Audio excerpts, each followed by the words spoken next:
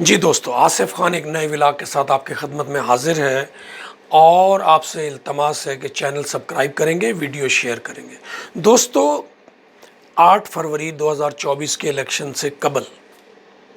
Peoples party اور بلاول بھٹو زرداری اور نون league اور شہباز شریف اور مریم نواز کے درمیان میں ڈرامہ، ٹوپی ڈرامہ، جیلی ایک دوسرے کے اوپر بیان کسنا، نوک جھونک کرنا، ایک دوسرے کو ملک دشمن قرار دینا، ایک دوسرے کو اکانومی کا دشمن قرار دینا، ایک دوسرے کو پتہ نہیں کیا کچھ قرار دے کر عوام کی آنکھوں میں دھول جھونکنے کی ناکام کوشش کی۔ اور بلاول بھٹو زرداری کے دماغ میں شاید اس کے والد صاحب نے یہ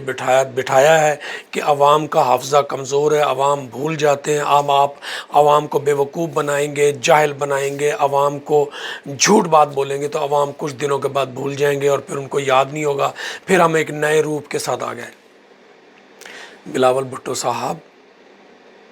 یہ 70 80 90 کی دہائی کے عوام نہیں ہیں، یہ 70 80 90 کی دہائی کا نوجوان نہیں ہے جو بھول جاتا تھا۔ یہ 2024 کا بلکہ 20 سے لے کے 24 تک اور آگے آنے والے وقت کا نوجوان ہے جو ہر بات کو نہ صرف یاد رکھتا ہے بلکہ اس کا ریکارڈ بھی رکھتا ہے۔ یہ کیونکہ یہ جو ٹیلی فون ہے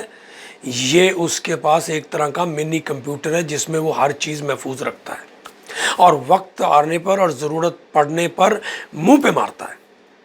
ٹھیک ہے، آپ نے کتنا جھوٹ بولا، کتنے جلسوں میں کہا مسلم لیگ کے دشمن ہیں آپ، مریم نواز کے دشمن ہیں آپ، نواز شریف کے دشمن ہیں آپ، ووٹ لینے کے لیے، لوگوں کو ڈرامہ دکھانے کے لیے کہ ہم اینٹی اسٹیبلشمنٹ ہیں، ہم اینٹی مسلم لیگ ہیں تاکہ آپ کی ہمدردی بڑھ جائے۔ کیا ہوا؟ نتیجہ 0 + 0 = 0 = 0۔ آپ کے ووٹرز میں 15% کا بھی اضافہ نہیں ہوا بلکہ مظفر گڑھ سے جو آپ کے پاس پہلے سیٹیں تھیں وہ بھی آپ نے لوز کر دی۔ رہا ملتان کا، تو ملتان کے اندر فارم 47 کے کارنامے سے آپ کو 3 سیٹیں مل گئی۔ ٹھیک ہے، لیکن اگر کسی وقت پر جب امریکہ میں الیکشن 20 نومبر کو ہو جائیں گے اور ٹرمپ کی حکومت آئے گی تو ہو سکتا ہے ٹرمپ کی ایک کال سے فارم 47 کو بند کر کے فارم 45 کو کھول دیا جائے تو یہ آپ کی 3 سیٹیں بھی چلی جائیں گی۔ ٹھیک ہے، حالانکہ میں یوسف رضا گیلانی صاحب کا بہت احترام کرتا ہوں، بہت اچھے انسان ہیں، لیکن یوسف رضا گیلانی صاحب اور ان کا خاندان اپنا ذاتی ووٹ مینیج کرنے میں، مینٹین کرنے میں تو محنت کرتا ہے، لیکن جو پیپلز پارٹی یا پولیٹیکل پارٹی کی طرف سے ووٹ ملتا ہے وہ ختم ہو چکا ہے۔ اب کہا الیکشن کے بعد ہم اکٹھے حکومت نہیں بنائیں گے۔ آپ نے کوشش کی پی ٹی آئی کو بدنام کرنے کے لیے، پی ٹی آئی سے رابطہ کیا، پھر آپ لوگوں نے جھوٹ بولا کہ جی ہم نے پی ٹی آئی سے رابطہ نہیں کیا، پھر بعد میں اقرار بھی کر لیا۔ آپ کیا سمجھتے ہیں کہ لوگ بھول جائیں گے؟ لوگوں کو یاد ہے کہ آپ نے جھوٹ بولا تھا کہ ہم نے رابطہ نہیں کیا، پھر بعد میں خورشید شاہ صاحب نے اور دیگر پیپلز پارٹی کے لیڈروں نے اقرار کیا کہ ہاں ہم نے پی ٹی آئی سے رابطہ کیا تھا حکومت بنانے کے لیے، انہوں نے انکار کر دیا۔ ٹھیک ہے، پھر آپ نے کہا جی ہم کابینہ کا حصہ نہیں بنیں گے، آپ گورنمنٹ کا حصہ نہیں بنیں گے۔ 1-2 مہینے کے بعد آپ ڈرامہ کریں گے کہ جی ہمیں شہباز شریف صاحب نے مجبور کر دیا، حالات نے مجبور کر دیا، ہمیں سردار زرداری صاحب نے حکم دے دیا، ہمیں فلانے نے حکم دے دیا، پھر آپ وزارتیں لے کر حکومت کا حصہ بن جائیں گے۔ ٹھیک ہے، لیکن کہانی وہی ہوگی کہ عوام بات بھول گئے آپ کی۔ عوام بات نہیں بھولتے،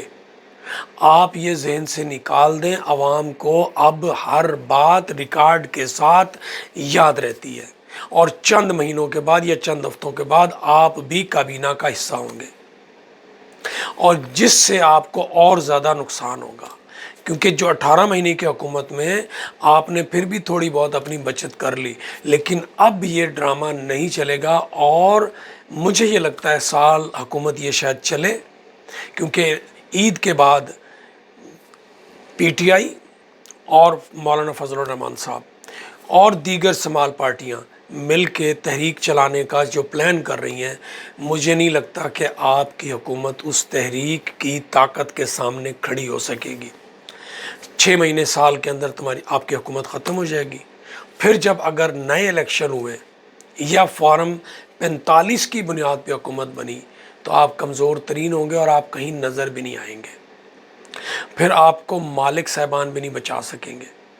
اور میں سمجھتا ہوں کہ آپ حقیقی سیاست کرنے کی بجائے، عوام کی سیاست کرنے کی بجائے، پیپلز پارٹی بلاول بھٹو زرداری صاحب، آپ وہی جوڑ توڑ کی پاور بروکر کی سیاست پہ لگ گئے ہیں جو آپ کے والد صاحب کا وتیرہ ہے۔ یہ تو ہر آدمی کر سکتا ہے، میں بھی کر سکتا ہوں۔ 100 ارب کا بجٹ، اس میں سے 50 ارب سائڈ پہ کیے، 2 ارب اس کو دیے، 5 اس کو دیے، 3 اس کو دیے، 4 اس کو دیے، 5 اس کو دیے، 20-25 اپنے پاس رکھ لی۔ یہ تو ہر کوئی آدمی کر سکتا ہے کہ اگر مجھے 1 روپیہ بھی نہیں کہیں سے مل رہا اور میں جب شیئرنگ کر رہا ہوں، پاور شیئرنگ، اس میں سے میں 25 میں لے لوں اور 25 دوسروں کو تقسیم کر دوں، تو اس میں کون سا کارنامہ ہے؟ کارنامہ ویژن کا وہ ہوتا ہے جہاں پر کرپشن کے بغیر، آئین اور قانون کے مطابق، جمہوری اصولوں کے مطابق سیاست کو چلا کر عوام کی ترقی اور خوشحالی کا کام کیا جائے،